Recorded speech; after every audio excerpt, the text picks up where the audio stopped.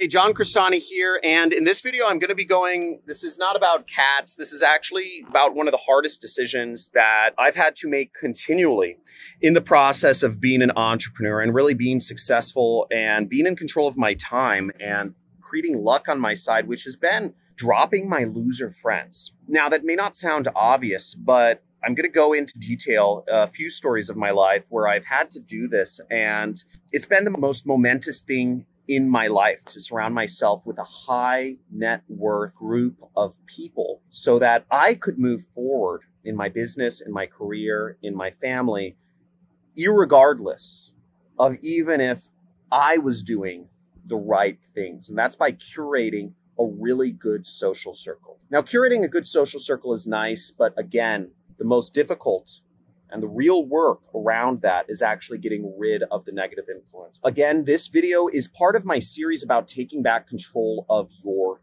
time. And I'm going to be going into how I was able to drop my loser friends and why I believe so firmly that dropping your loser friends or family members even is going to be one of the most difficult, yet one of the most important decisions you ever make in becoming successful. Prepare for some hard, deep work in this video. See you in a second.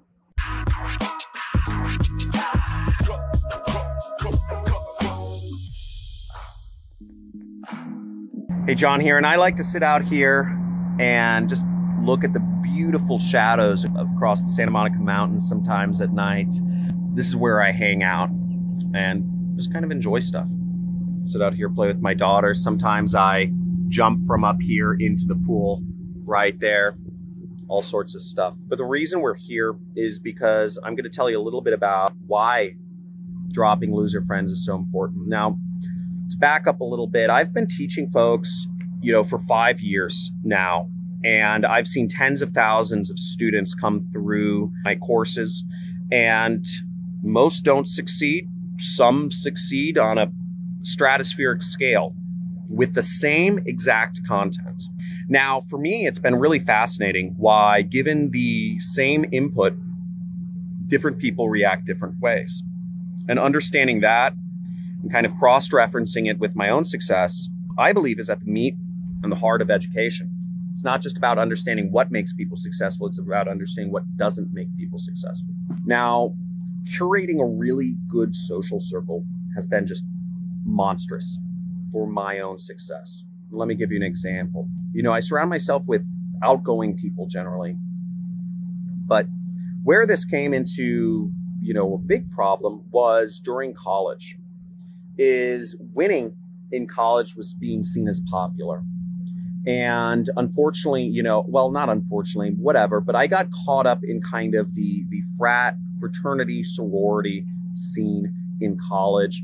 And really how important you were was determined by popularity, what parties you went to, who you were dating, all that sort of stuff. And also, in the fraternity sorority scene, there was a lot of drug use. And I got caught up in that a little bit. And I fell into a crowd of people basically who had rich parents. This is when I went to school at Southern Methodist University in Texas. Basically people with rich parents who did a lot of drugs. And that wasn't really helpful for getting ahead in life. It wasn't helpful at all. What I did was I ended up actually quitting school after 2 years because I went to a local community college in Los Angeles. But the problem was I saw that I was in a social scene that wasn't good. You can't continue improving in that life. The end goal of that game wasn't a good game, right? It's just go to more parties, whatever, get a job, get married, brown nose to the people at the top of the fraternity, to get a good job at a good firm or something. So I got out of that and I devoted myself to working and curating myself a better social circle. I stopped doing drugs for 6 months. I stopped doing anything. But the issue was that these were still the friend group that I'd curated over the last, 1.5 years before I stopped doing, any sort of substances. they were still people I knew. They were still people I saw every day. So I wanted to cut off myself from the possibility of falling back in with people that were negative influences on my life. And that's the issue with friends or acquaintances or family members, is you're stuck with them, usually for your entire life, whether, usually there's a lot of interwoven social dynamics that go on.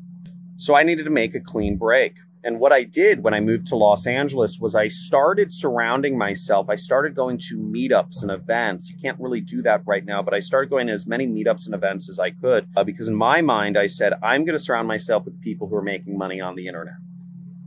This is going to be my new social circle. And every single day, I would drive 2.5 hours away. I'd drive all the way to San Diego, which is very far. I mean, if you know Los Angeles and San Diego, it's a very long way in traffic and it can be 3.5 hours. But I'd drive super far once I was done with my day job to meet people so I could surround myself with a social circle of folks that were moving, were ambitious, were making money online.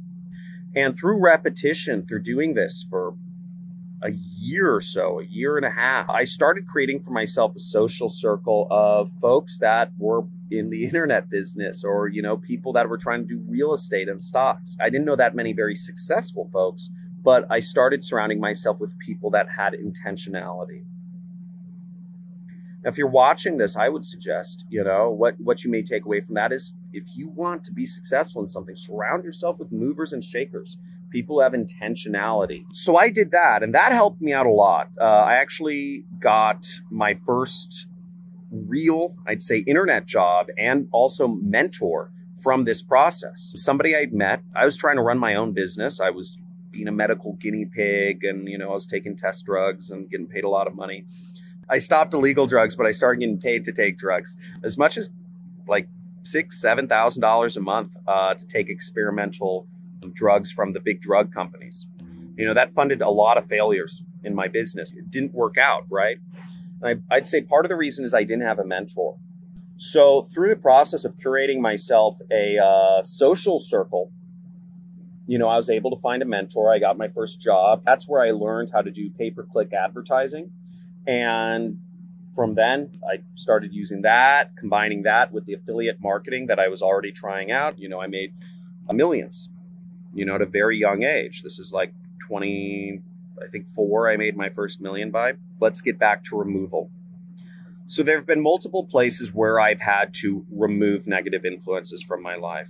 I find myself with a lot of folks that are negative influences, but they look a lot different.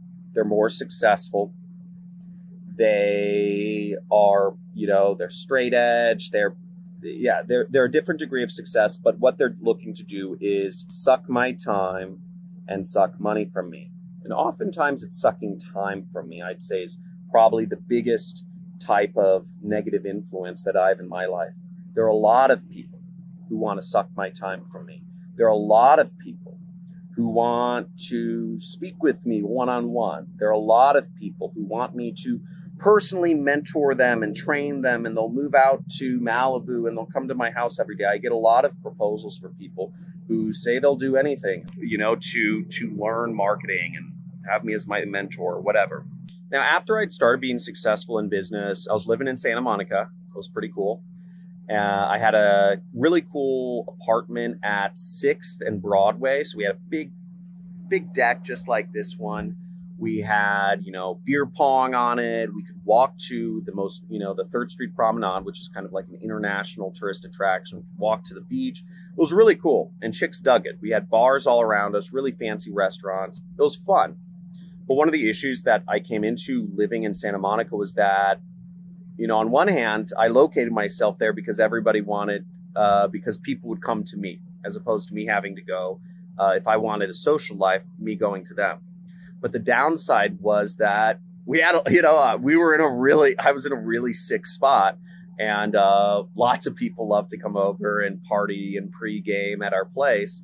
So we were kind of like this central hub for social activity, because we're in our young or mid 20s. So we had a really cool spot to be. We're in the hip, hot part of town in LA. This caused some issues because you fall into these want to call them traps, but you fall into this kind of like social routine where, you know, suddenly you have all these weekly events you're doing, and suddenly you have people coming in and out of your place, you know, because your roommate invites them over, because I invite them over, because, you know, you fall into this social routine of activity.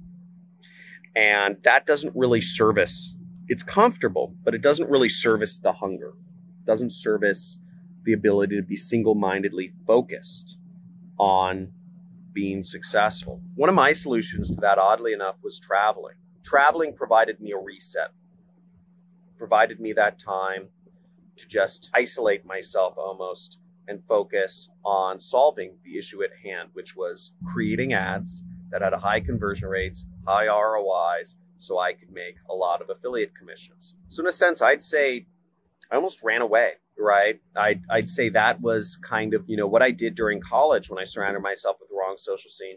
You know, in Santa Monica, you know, when I was successful, I didn't fully run away because I'd always come back, and my friends who have been my friends since I was in high school, the friends I still hang out with from high school are all multimillionaires now, which is pretty neat. So we've kept up, and Los Angeles has just been an absolute hotbed of economic activity. So for people who are motivated, it's very easy when you're in a place like Los Angeles to make a lot of money because you're in the right place. Again, proximity is power. So if you locate yourself in a place that has monster wealth creation already, that has an engine that's turning, you're going to have a lot better chance of being successful or lucky if you are there than if you are in Kenya, for instance, right?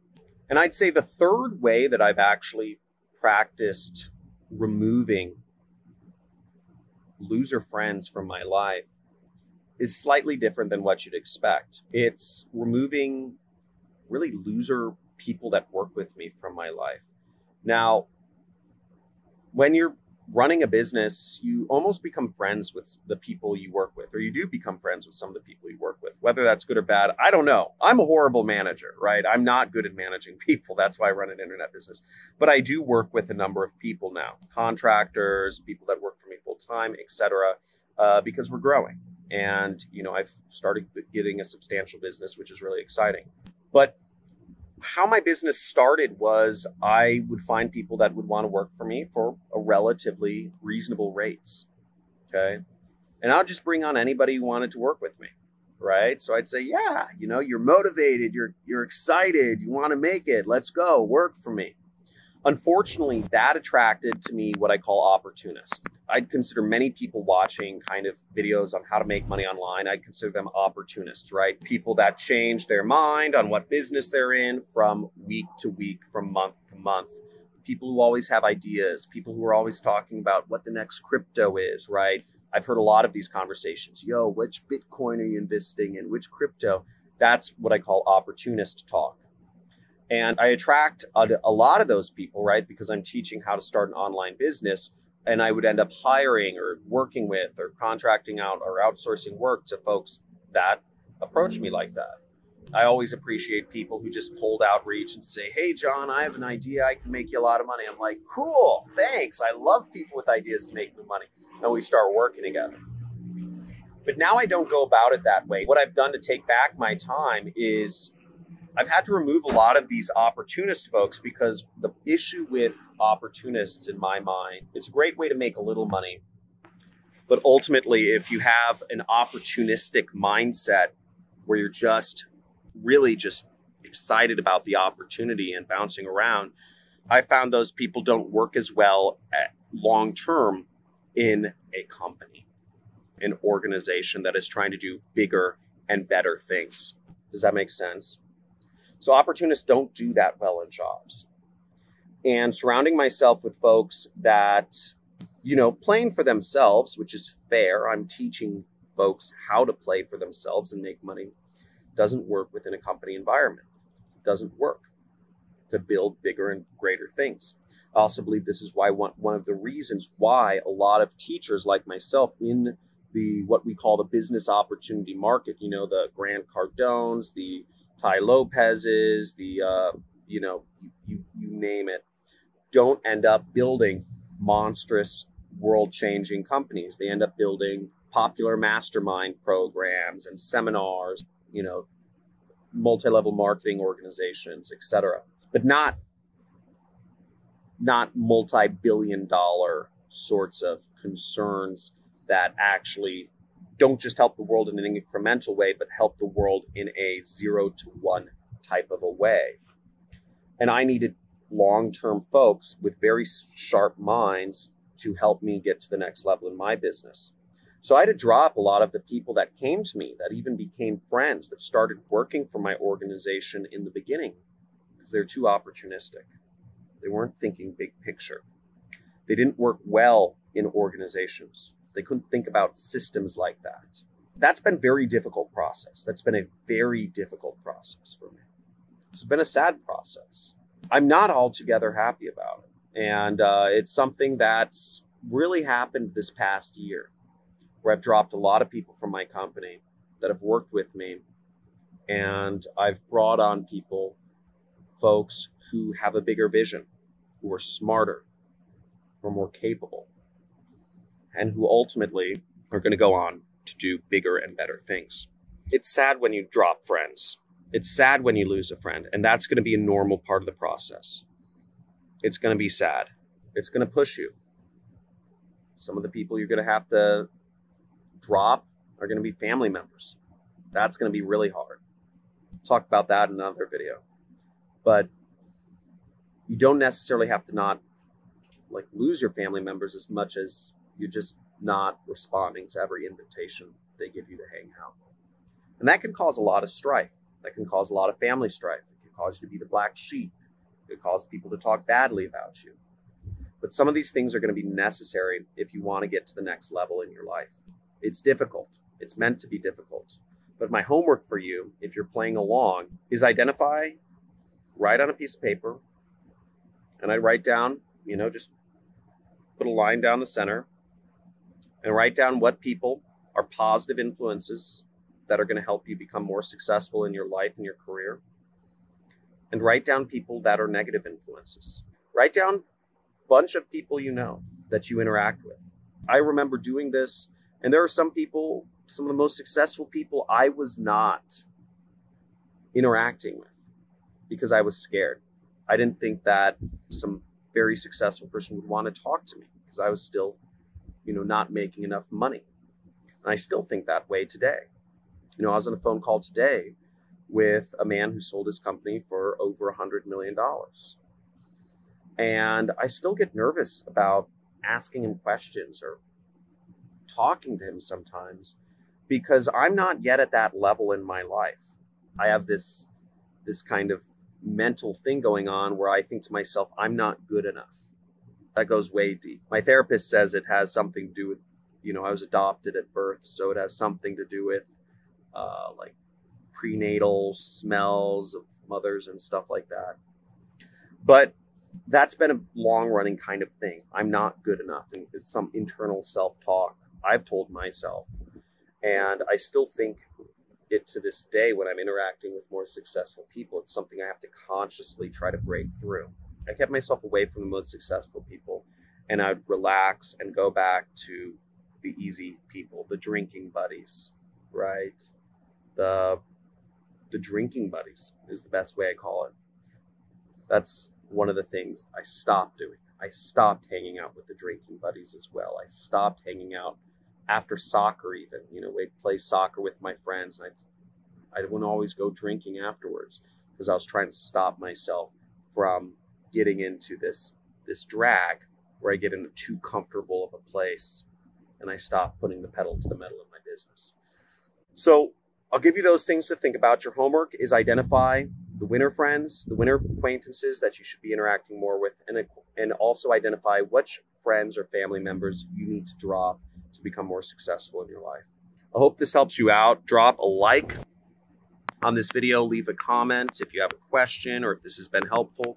Make sure you subscribe and make sure you hit the notification bell. Once again, this video is part of a series of videos where I'm going to be talking about how to get back your time, essentially. How to get back your time, because the stats I've looked at are 99% of folks that watch my YouTube videos on methods to make money online don't do anything. But I'm being a little bit of a contrarian here, as I'm going to focus on the 99% of folks that do nothing. And I want to help you get back more time in your life, so when you make the decision of where you spend your time, you have an abundance of it to do stuff with. Thanks for watching. Talk to you soon. Bye.